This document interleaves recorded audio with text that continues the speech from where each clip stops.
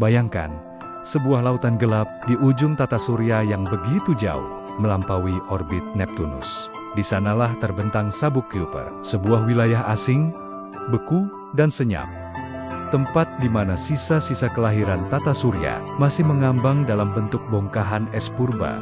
Dari kegelapan itu, dua dunia kecil muncul dan mengubah cara manusia memandang alam semesta. Mereka adalah Pluto dan Iris. Tahun ke-1930, seorang astronom muda bernama Clyde Tombaugh melihat sesuatu yang bergerak perlahan di antara bintang-bintang. Ia menamai temuannya Pluto, sebuah planet kecil yang dingin, jauh, namun begitu mempesona. Pluto dielu-elukan sebagai planet ke-9 di tata surya. Ia menjadi simbol kebanggaan sains modern, sebuah bukti bahwa manusia bisa menemukan planet baru hanya dengan teleskop dan keyakinan. Namun, tubuhnya kecil, bahkan lebih mungil daripada bulan milik bumi. Tapi siapa yang peduli? Pluto sudah menjadi ikon planet kecil yang penuh misteri. Namun, segalanya berubah di tahun ke-2005, ketika para astronom menemukan dunia lain, lebih jauh dan lebih masif dari Pluto, namanya Iris. Diambil dari Dewi Perselisihan dalam mitologi Yunani, dan benar saja, ia membawa perselisihan yang sesungguhnya. Jika Pluto adalah planet, maka Iris pun seharusnya planet. Tapi jika Iris bukan planet, maka Pluto pun harus diturunkan derajatnya.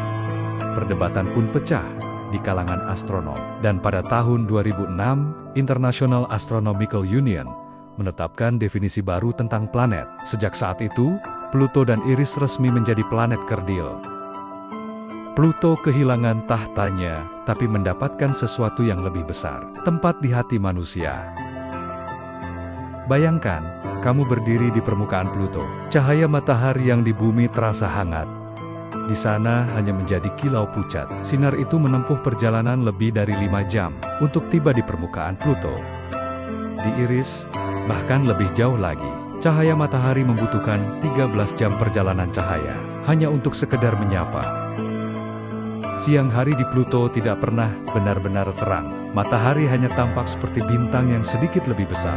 Cahayanya 1000 kali lebih redup dibandingkan siang di bumi. Bayangkan sebuah lampu senter kecil di ujung lapangan yang berusaha menerangi penonton dari jauh. Itulah siang hari di Pluto. Tapi yang paling memikat dari Pluto dan Iris bukan hanya jaraknya, melainkan kesunyian mereka. Atmosfer Pluto begitu tipis, hanya 1/10.000 dari atmosfer bumi. Tersusun dari nitrogen, metana, dan karbon monoksida, terlalu tipis untuk menopang kehidupan. Terlalu lemah untuk menghantarkan suara. Di bumi, suara adalah tanda kehidupan. Ia menari lewat angin, air, dan udara. Namun di Pluto, suara kehilangan rumahnya. Kamu bisa berteriak sekuat tenaga, dan tidak ada yang akan mendengarnya. Gelombang suara tak punya medium untuk hidup. Ia akan lenyap sebelum sempat menjadi gema. Sementara Iris lebih sunyi lagi. Hampir tanpa atmosfer sama sekali. Tidak ada angin, tidak ada suara. Hanya keheningan total. Kesunyian di sana bukanlah ketiadaan, melainkan hukum alam. Sebuah diam yang abadi. Waktu di planet ini berjalan sangat lambat. 1 tahun di Pluto sama dengan 248 tahun di bumi. Artinya, jika seseorang lahir di sana, ia akan mati tanpa pernah melihat 1 kali pergantian musim penuh. Malam di Pluto bukanlah malam biasa. Ia adalah malam kosmik yang membentang ratusan tahun.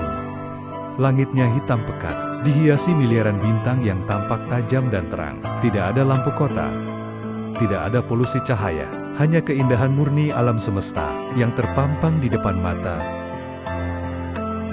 Namun justru di sanalah kesepian terasa paling dalam. Ketika tidak ada angin, tidak ada suara, dan waktu seolah berhenti. Iris bahkan lebih ekstrim. Orbitnya butuh hampir 560 tahun bumi untuk mengitari matahari. Di sana, siang dan malam hampir tak bisa dibedakan. Keduanya soma-soma dingin, sama-sama redup, dan sama-sama membeku dalam hening. Dari dua planet kecil ini, kita belajar sesuatu tentang diri kita sendiri. Kita terbiasa dengan suara, dengan tawa, musik, percakapan, dan kehidupan yang ramai.